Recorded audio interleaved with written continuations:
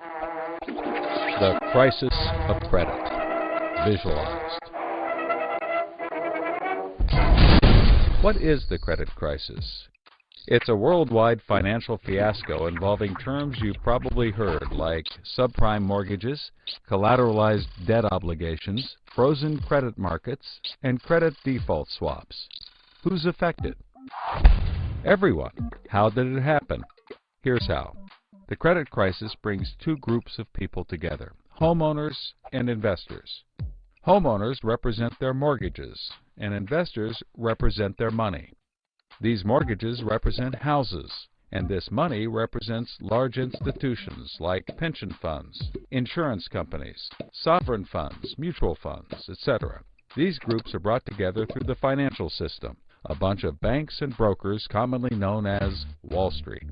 While it may not seem like it, these banks on Wall Street are closely connected to these houses on Main Street.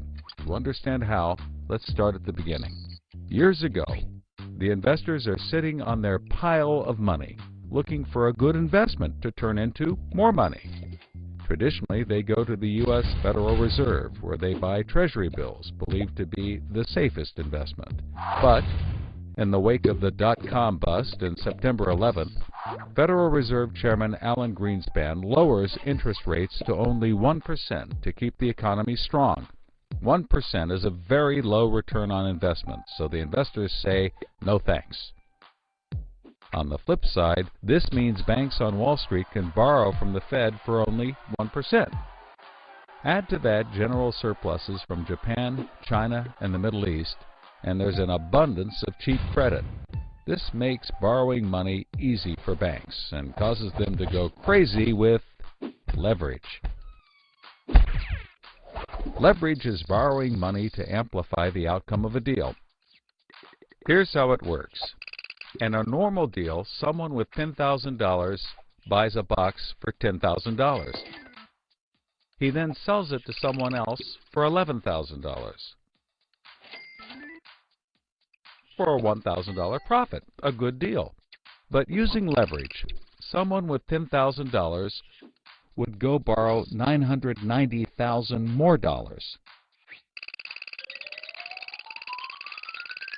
giving him $1 million in hand.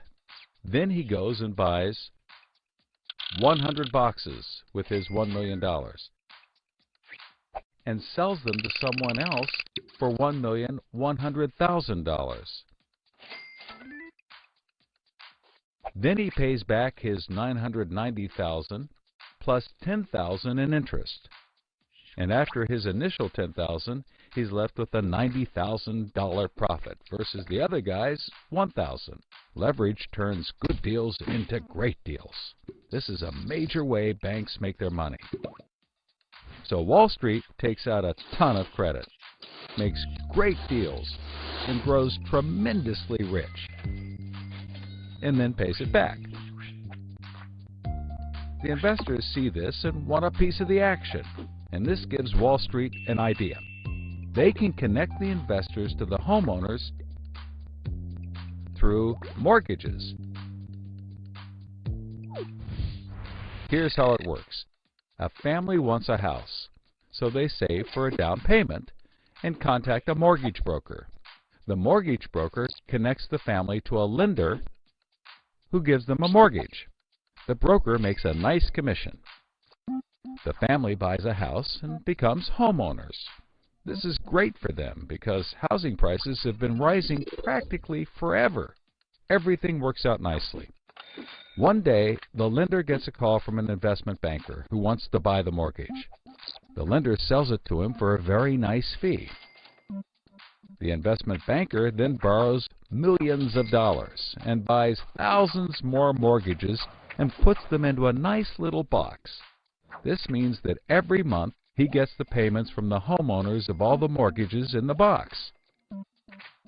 Then he sicks his banker wizards on it to work their financial magic, which is basically cutting it into 3 slices: safe, okay, and risky. They pack the slices back up in the box and call it a collateralized debt obligation, or CDO. A CDO works like 3 cascading trays. As money comes in, the top tray fills first, then spills over into the middle, and whatever is left into the bottom. The money comes from homeowners paying off their mortgages. If some owners don't pay and default on their mortgage, less money comes in, and the bottom tray may not get filled. This makes the bottom tray riskier, and the top tray safer. To compensate for the higher risk, the bottom tray receives a higher rate of return, while the top receives a lower, but still nice return. To make the top even safer, banks will insure it for a small fee, called a credit default swap. The banks do all of this work so that credit rating agencies will stamp the top slice as a safe, AAA rated investment, the highest, safest rating there is. The OK slice is BBB, still pretty good, and they don't bother to rate the risky slice. Because of the AAA rating, the investment banker can sell the safe slice to the investors who only want safe investments. He sells the OK slice to other bankers, and the risky slices to hedge funds and other risk takers. The investment banker makes millions. He then repays his loans. Finally, the investors have found a good investment for their money, much better than the 1% Treasury bills. They're so pleased they want more CDO slices. So the investment banker calls up the lender, wanting more mortgages. The lender calls up the broker for more homeowners, but the broker can't find anyone. Everyone that qualifies for a mortgage already has one, but they have an idea.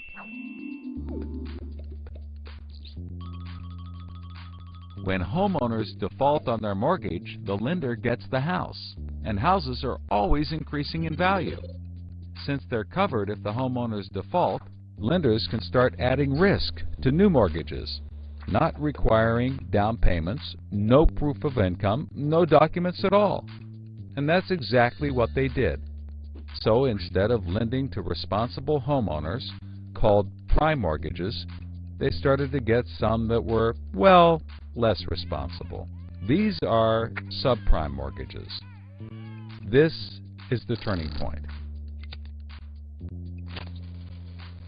So, just like always, the mortgage broker connects the family with a lender and a mortgage, making his commission. The family buys a big house. The lender sells the mortgage to the investment banker, who turns it into a CDO and sells slices to the investors and others. This actually works out nicely for everyone and makes them all rich. No one was worried because as soon as they sold the mortgage to the next guy, it was his problem. If the homeowners were to default, they didn't care. They were selling off their risk to the next guy and making millions, like playing hot potato with a time bomb. Not surprisingly, the homeowners default on their mortgage, which at this moment is owned by the banker. This means he forecloses and one of his monthly payments turns into a house. No big deal. He puts it up for sale. But more and more of his monthly payments turn into houses. Now there are so many houses for sale on the market, creating more supply than there is demand, and housing prices aren't rising anymore. In fact, they plummet. This creates an interesting problem for homeowners still paying their mortgages. As all the houses in their neighborhood go up for sale, the value of their house goes down, and they start to wonder why they're paying back their $300,000 mortgage when the house is now worth only $90,000. They decide that it doesn't make sense to continue paying, even though they can afford to, and they walk away from their house. Default rates sweep the country, and prices plummet. Now the investment banker is basically holding a box full of worthless houses. He calls up his buddy, the investor, to sell his CDO, but the investor isn't stupid and says, no thanks. He knows that the stream of money isn't even a dribble anymore. The banker tries to sell to everyone, but nobody wants to buy his bomb. He's freaking out because he borrowed millions, sometimes billions of dollars to buy this bomb, and he can't pay it back. Whatever he tries, he can't get rid of it. But he's not the only one. The investors have already bought thousands of these bombs. The lender calls up trying to sell his mortgage, but the banker won't buy it, and the broker is out of work. The whole financial system is frozen, and things get dark.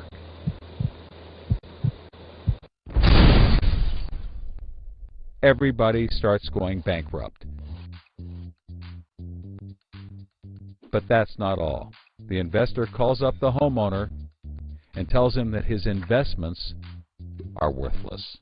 And you can begin to see how the crisis flows in a cycle. Welcome to the crisis of credit.